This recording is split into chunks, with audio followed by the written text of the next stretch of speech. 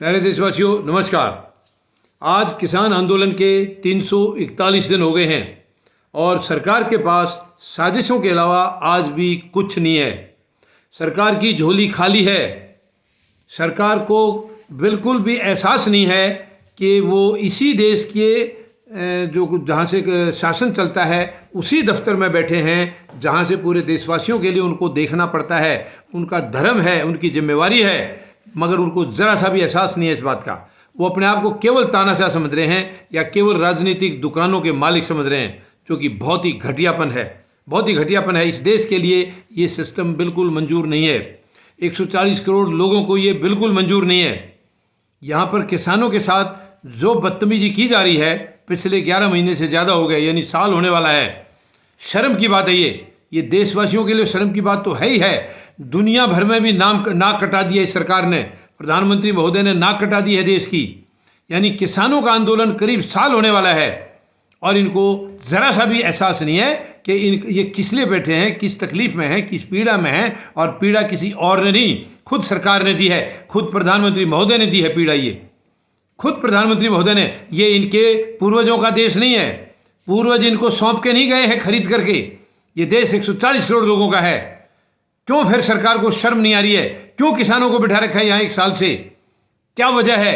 क्या बुरा किया किसानों ने? क्या यही बुरा किया है कि वो अन्न उगा करके और सबका पेट भर रहे हैं? क्या यही बुरा किया है? क्या यही किसानों की गलती है? अगर वो भी जैसे लापरवाही ये सरकार कर रही है, अगर किसान भी ऐसे करता तो ये देश कहाँ जाता? देशवासियों का क्या होता? क्या हाल होता उस गरीब का और मजदूर का? कभी सोचा किसी ने ये बहुत ही गैर जिम्मेदारी से काम कर रही है सरकार। इस सरकार को रहने का कोई हक नहीं है, कोई हक नहीं है। ये शर्म की बात है। यानी रोजाना नई नई साजिश रच रहे हैं, नई नई साजिश रच रहे हैं। कोई भी एक दिन भी इनका ऐसा नहीं गया है जिस दिन कभी सकारात्मक तरीके से किसानों की बात सुनी हो, किसानों के मन की बात सुनी हो। प्रधानमंत्री महोदय हर महीने में एक मन की बात थोप देते हैं देश के ऊपर। तंग आ गया ये देश इनकी मन की बात सुन सुन करके। नहीं चाहिए हमें आपके मन की बात, नहीं चाहिए प्रधानमंत्री महोदय। ये देश अपने मन की बात चाहता है। आप देश के मन की बात सुनिए, किसान के मन की बात सुनिए, जवान के, गरीब के, मजदूर के मन की बात सुनिए। उनके मन में क्या है उनको सुनिए। आप मत थोपिए। आप अपने ऊब गया ये देश, तंग आ गया आपके मन की बात सुन सुन करके, सिर फटने वाले हो गए हैं। मत ऐसे थोपिए जबरदस्ती। नहीं चाहता ये देश आपको सुनना।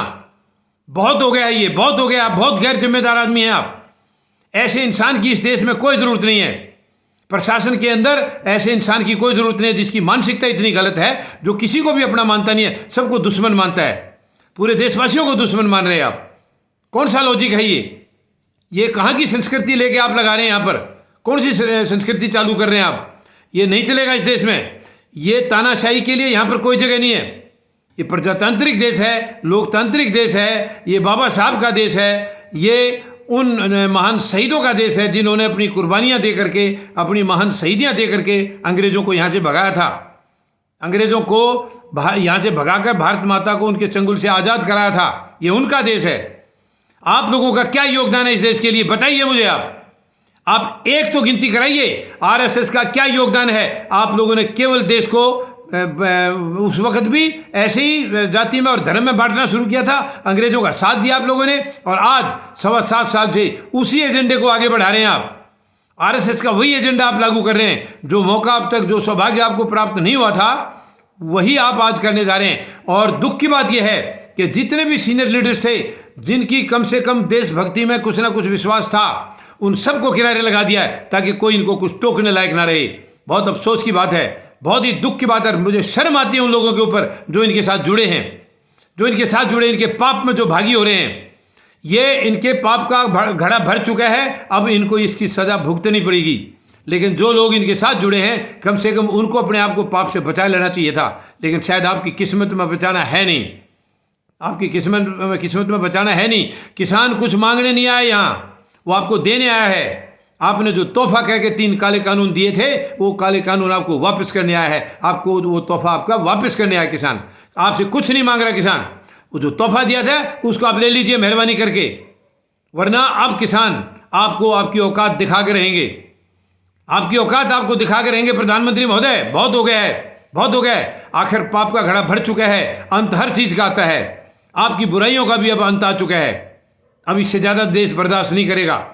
This is too much really, बहुत ज़्यादा है ये हद हो गई है, हद से आगे चला गया है। अब बिल्कुल किसान बर्दाश्त नहीं करेंगे। यानी ये 1 साल के अंदर किसान ने कौन सी पीड़ा नहीं झेली है, यहाँ पर कौन सी पीड़ा नहीं झेली है। गर्मी, सर्दी, बारिश और जो सरकार की साजिशों ने इतनी गर्मी, सर्दी, बारिश से किसान घबराता नहीं है, क्योंकि पूरा सीजन साल भर किसान इन्हीं पीड़ाओं से गुजरता है। लेकिन जो साजिशें की हैं सरकार ने, बहुत ही गलत है, बहुत ही गंदी हरकत है वो। अब इसके लिए सरकार को उसकी सज़ा भुगतनी होगी। अब किसान तैयार हैं, किसान बिल्कुल तैयार हैं सरकार को इसके किए हुए की सज़ा देने के लिए, यानी कि सरकार को बेदखल करने के लिए किसान बिल्कुल तैयार हैं। और 140 करोड़ लोगों का देश पूरा तैयार है। मुझे उम्मीद है बहुत जल्दी ज़्यादा से ज़्यादा ये 5 राज्यों के विधानसभा चुनाव तक ये सरकार रहेगी, उसके बाद ये सरकार नहीं रहेगी। धन्यवाद। जय जवान, जय किसान, जय हिंद।